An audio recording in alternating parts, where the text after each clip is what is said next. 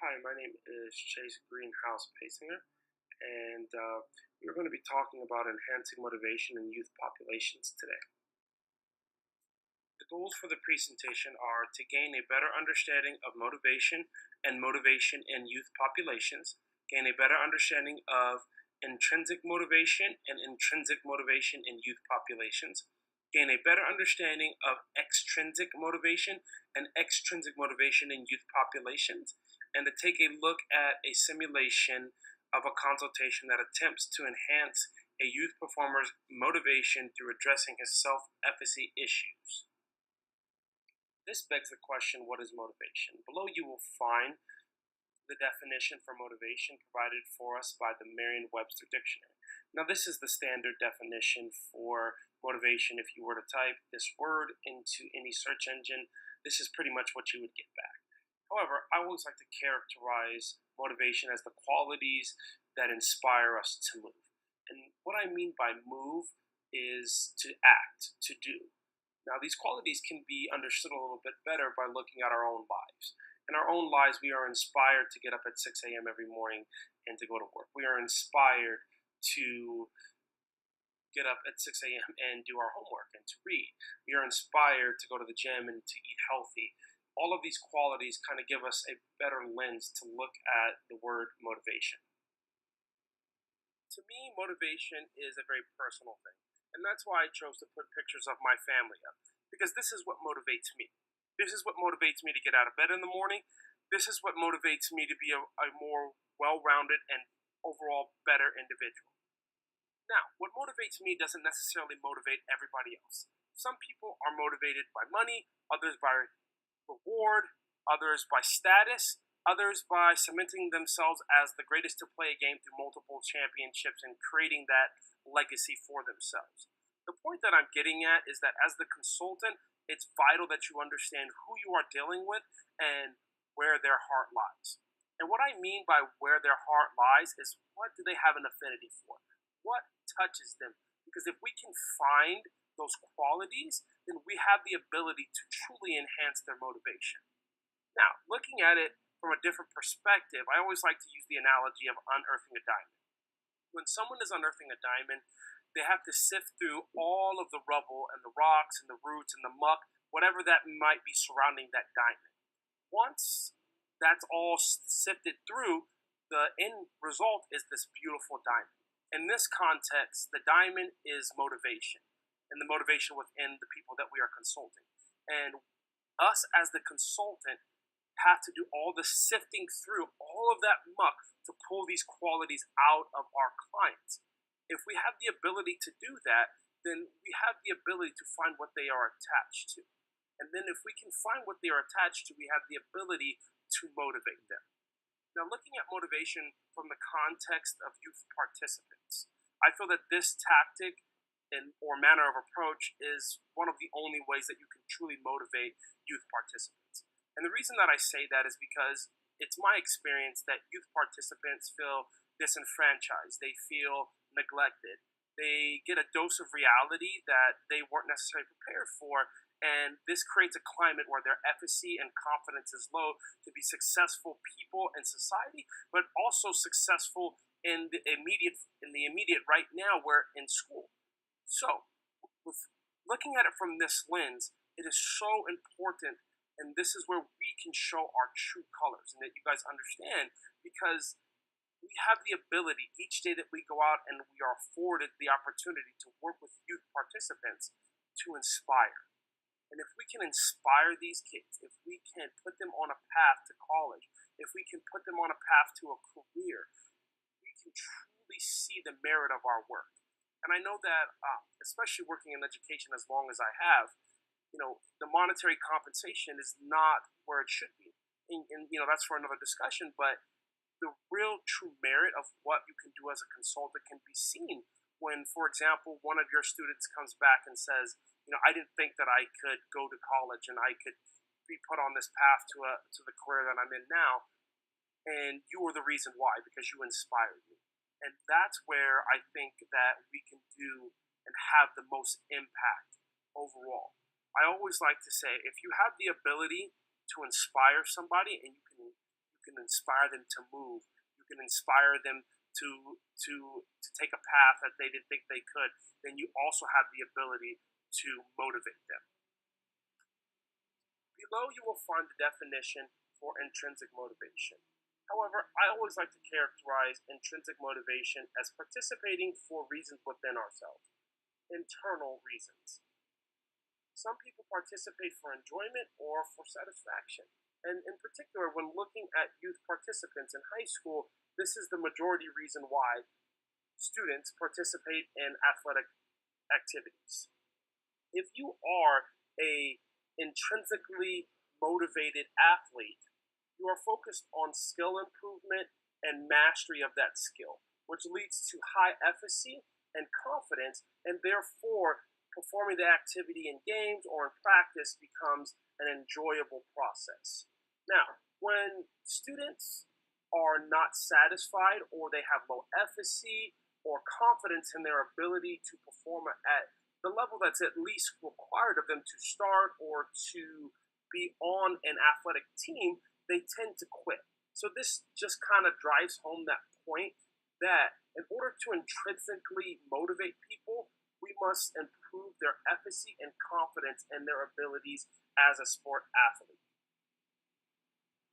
Now, extrinsic motivation comes from external factors such as money, reward, and fame. That's why I chose to put up pictures of Floyd Money Mayweather. In my mind, he personifies the type of athlete that is motivated externally or is motivated by factors such as money. Hence why he is in the picture holding large amounts of money. Also along the same line, you'll see this picture of the Hollywood star. People can be motivated by fame and becoming an A-list actor and all that comes along with that. Also, you'll see a picture of Kobe Bryant. Kobe Bryant was motivated by being the best at his sport, being at the pinnacle of his sport, and establishing himself as the best to ever play the game.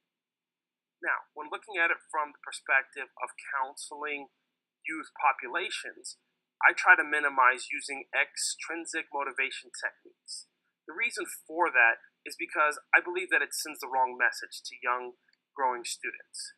They are already extrinsically motivated by what they see in these athletes, all the money, the cars, fame, all of those variables that come into play when you are performing at this level. So they already see this on a daily basis. I try to minimize that and put in their minds a perspective where they understand that they have to work hard, but also set their goals to be attainable and reasonable. And it's very important to me because it's close to my heart, because some of these kids believe that all they have to do is show up and they're going to get a college scholarship and they're going to go on to the NBA and everything is going to be great. And I don't want to be the naysayer or the person that brings them down. I want them to be successful. And how I believe that we can do that best is by internally motivating them and setting goals that are process-oriented and that allow them to appreciate the process of becoming great at something. Casey is a 15-year-old basketball player that attends MLK High School. When I first met him, he could be found working on his game tirelessly in the gym. But in the past 2 weeks, he has stopped putting in the extra work and has become more reclusive from the team. He has been scouted by numerous Division I basketball schools and has verbally committed to Stanford University. His coach is concerned about him and his future and has asked me to speak with him. Hey Casey, thank you for coming to see me. I wanted to talk to you about a few issues. It's been brought to my attention that you're not working as hard in the gym. You've kind of been missing practices, and you've been isolating yourself from the team. So, is it okay if we sit down and talk for a little bit? Yeah. Perfect. So, what do you feel about basketball right now? Like, what are your feelings about basketball? I like basketball. I just starting to think maybe it's not for me. That's interesting. A few weeks ago when I first met you, you were really excited about the prospect of playing college basketball, and you are in the gym every day and you're working on your game. So I'm just really curious as to what brought about this change in your mindset. Um, I guess I just had a few bad games and just kind of realized that maybe basketball's not cool. Okay.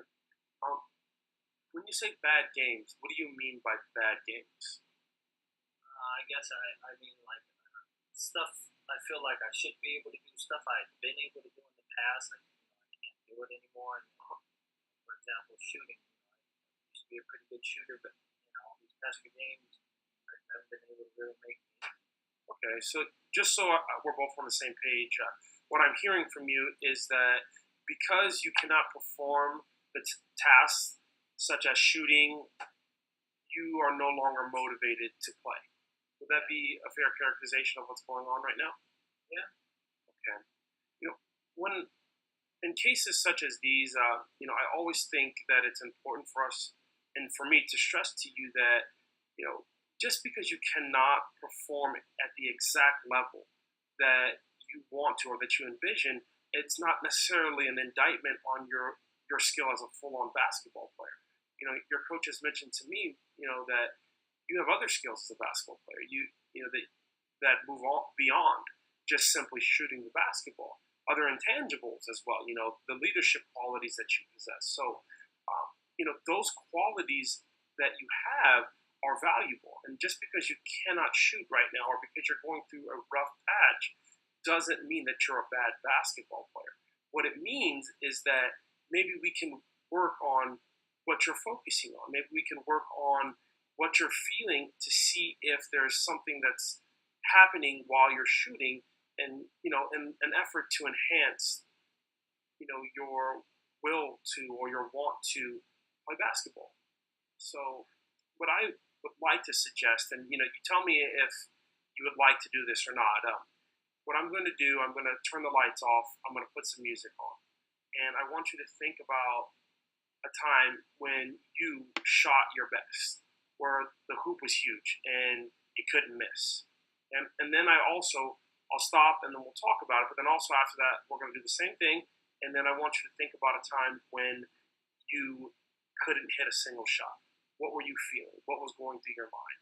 And I really want you to allow those feelings to engulf you and for you to really think about and feel what it felt like to shoot at your best and to really feel what it felt like to shoot at your worst. And what we're trying to do here is to pull out some of these qualities or things that are going on while you are shooting well or not so well. And then we can maybe analyze them and look at, how we can tweak things or modify things so that when you're having a bad shooting game, we can get you back on track and focus. How does that sound for you? Okay. And then also lastly, what I want you to do before I speak with you again in the coming weeks is I want you to create a trigger word. Now, this trigger word can act as a means to refocus you. So when you feel like you are not shooting well and those thoughts continue to creep into your mind, I want you to create a word. And this word needs to signify releasing of all of those feelings so that you can refocus on shooting the basketball, focusing on your fundamentals and everything that you need to be doing to be an effective shooter.